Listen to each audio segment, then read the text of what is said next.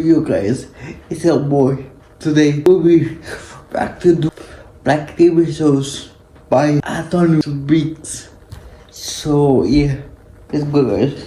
Black representation in TV shows. Let's talk about it. So for context, I was born in 2001. I grew up watching a variety of cartoons, sitcoms, and whatever the big three had to offer at the time. When I was younger, I never really paid attention to these films in a deep way. I just consumed it. But whenever I did see a black character, man, it made me happy. I say this all the time, but representation matters. These little instances of seeing people that look like you or not will affect you on a psychological level. That is why in 2026 it's so infuriating, because even the thought of a black lead will have everybody mad. Today we're gonna be looking back on some of my favorite childhood shows and just point out how, black people are depicted in these shows. The reason I'm even doing this video is because on TikTok lately there has been a trend of people doing videos mocking the stereotypical black character. Hey girl, what's wrong? You look like somebody just ate the last rib at the cookout.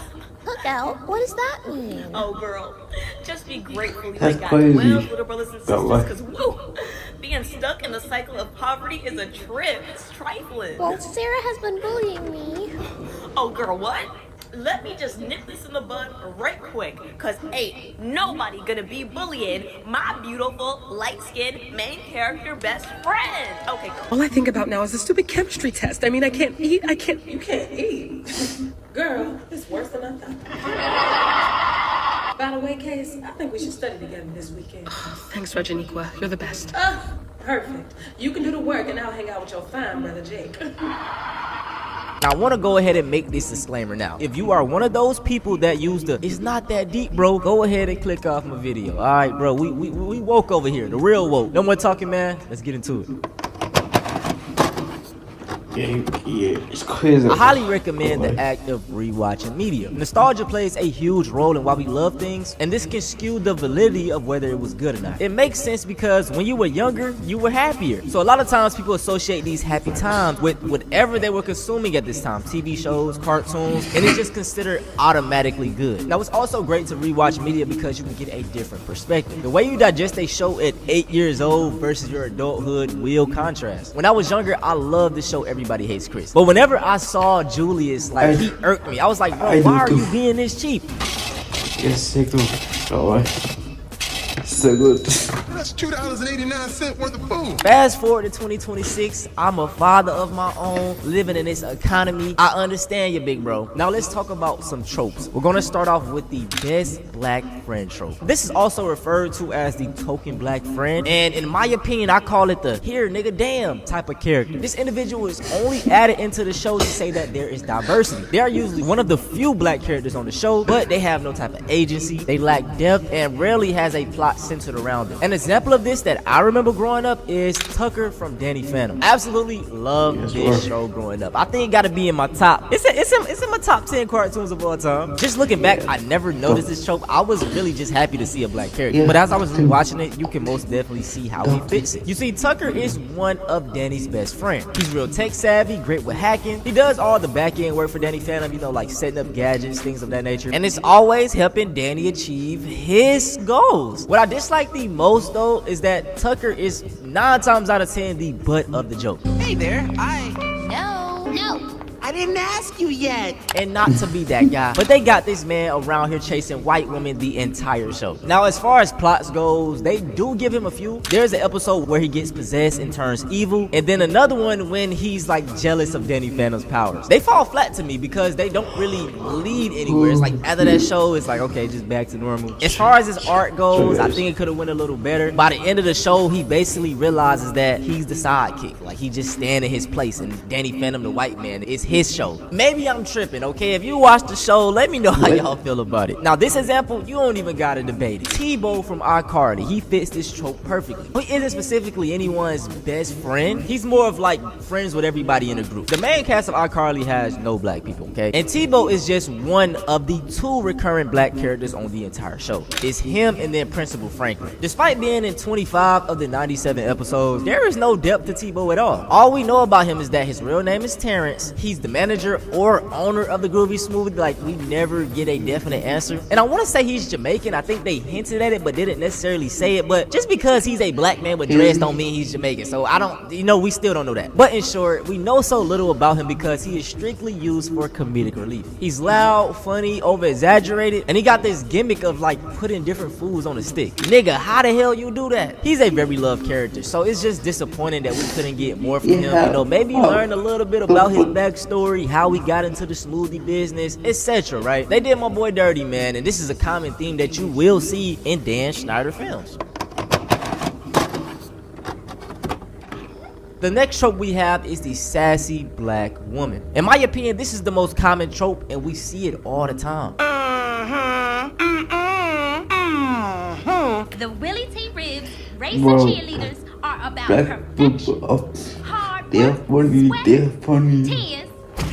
This is where black women is written as loud, having a lot of attitude, overprotective of their main white lead, and in the name, sassy. They also love doing that hand on the hip, finger wag, neck roll thing. Y'all know what I'm talking about. A great example of this trope that I remember is Ivy from Good Luck Charlie. You could also debate that she fits the best black friend trope as well. Now in the show, it's starring Teddy, and Teddy has a best friend named Ivy. She's extremely loyal, always gives great advice, and will do pretty much anything to ensure that Teddy achieves her goals. Once again, she is one of the few black characters on the cast, so you see the common theme here. And let me know if I'm tripping. If y'all ever watched the show, has there ever been a time where Teddy is at Ivy house, around her family? I don't think so. I may be going deep here, but like, did they do that on purpose? In my opinion, it perpetrates like the stereotype that black people, they don't come from stable homes, it's toxic, there's no father in the house, and that's not the case for all of us. Who's to say that a white kid from Nebraska watching this show is basically thinking what I just said of why they not at Ivy house? Like, it would have been cool to have a few scenes where they in Ivy's bedroom. She's always just coming to Teddy house. Despite all this, man, Ivy was a very loved character. Like, if you go online, TikTok, YouTube, people have multiple compilations of them just being together, and a lot of people say that they are the best friend duo on Disney Channel ever. I just feel like with her being one of the few black characters on the cast, black woman at that, they could have drawn her a little better, made her less stereotypical. I'm so tired of seeing the same archetype of woman, bro. Like, you get like a girly girl, a goth black girl, like, mix it up, bro. We want something different. Another example I remember very early on is Lashana from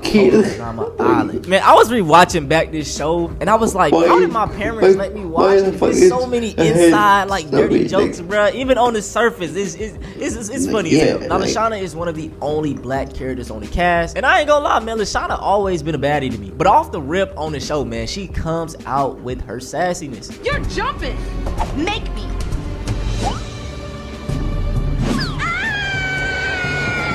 She's loud, very outspoken, and take no type of shit from nobody. Now, aside from the sassiness, she doesn't really fit everything associated with this trope. For example, most black women that fit this are never seen as vulnerable. They're always just strong. Lashana does have moments when she's being soft. She's expressing that she maybe have been wrong in this situation, shouldn't have came out this way. So you see that in the show. They even give her a love interest. And what you'll notice with this trope is that most of the time they try to make the character less desirable to a societal standard. So they'll make them darker, heavier. And when they do this, the characters never have a love interest, so it was different here. But I don't know how Dr. Umar, gonna feel about this interracial couple right here. Now, a character that fits all the boxes and isn't up for debate that fits this trope is Andre's grandmother from Victorious. This is another Dan Schneider show, and like I said, you will see the pattern when he writes black characters. She's loud, aggressive, and her role is very similar to Tebow, like, pop in, say something funny, and get up out of here. I know it's just jokes and all, but as one of the only black women on the cast, this is how y'all portray her. And just even bringing back up Lashana, you could kind of see how stuff balances out with her. But with Andre's grandmother, it's just straight up character. Now, this trope even represents little girls, little black girls in shows. A recent example of this is Erica Sinclair. She's sassy, real snappy with those replies, no type of fear at all, and will stand on business. The thing that balances her out, though, is that, she is a nerd and she is very smart. They let you know that in the show. But I never see that vulnerability with her. She's never like soft. They don't give her enough screen time to even show that. And just to give Stranger Things a little bit of grace, it could even be her just being bratty, because she mainly like standing up to adults, telling you I ain't no little kid, like I can, that's kind of the vibe I get. Let me know how y'all feel about that. And lastly, this trope doesn't just stand for black women, it stands for animals voiced by black women. You better stop poisoning my baby's head. Just what do you think you're doing? You It's- got rid of the only man standing between us and a sesame seed bun so we can celebrate the day you came into the world. Hey man, this show can go in very my deep, shit. and I highly suggest y'all This check out my this shit. video right here. This brother Yes. broke it down perfectly, and it's a solid video, man. Now let's talk about solutions, because there are many. For one, hire more black people on your cast. That'll nip all of this in the butt.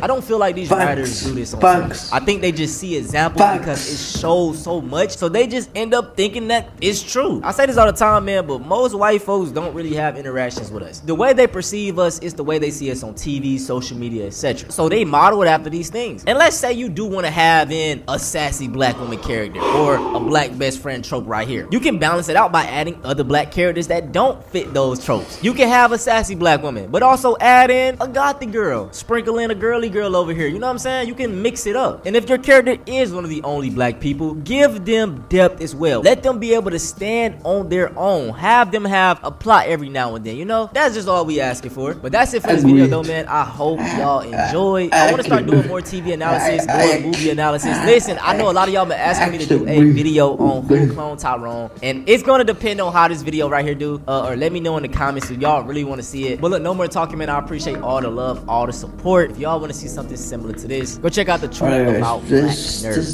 That's it for today. But I actually agree with him about hiring black people. Like this are the best. These are the best. Like the black. Watch like loudly scream the neck. Yeah, like why? But yeah, guys, that's it for the like, comment and subscribe. And yeah, guys, thank you guys.